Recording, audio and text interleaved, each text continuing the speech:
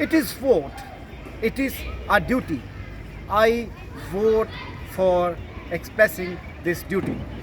It is today, 25th September 2022, and the Italians are out of homes to vote for the general election after the dissolving of the last assembly. Actually, this moment is very important in the sense that the people think that they are going to face a new change.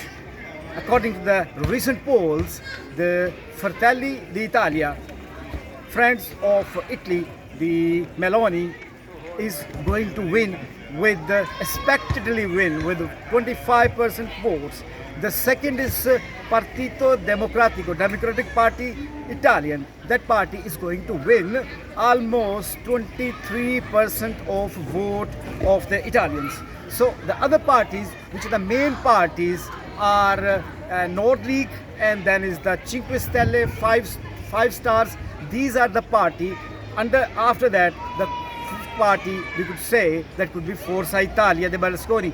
Actually, all these parties are going to make a coalition government. The one majority party government even this time is not possible. As you know, that this is a common saying that there is always new governments in Italy. The reason is that there is no ever majority party Italy which have a program, a long-term program which could impress the Italians and they can go ahead. At the moment, these all parties, actually the main point on which they are going to win is the immigration. Immigration is the main point that these parties, the far wing, this wing, actually the right wing, far right wing, is going to win.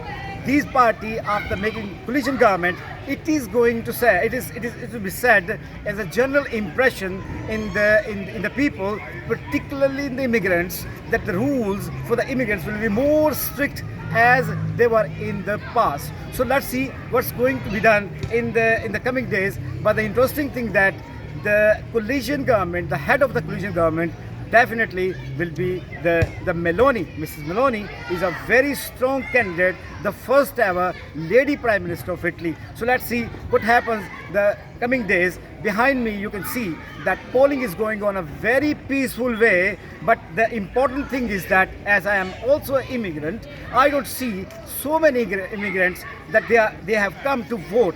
They have less interest, and I would say, as you know very well, the immigrants, if you don't vote, it means that you have no voice, you have no rights. But at the same moment, I must say that the immigrants don't come to vote for two main reasons. The first one reason, they think that the political parties don't give them the proper representation to the immigrants to send to the parliament, to the Camera, and to the Senate.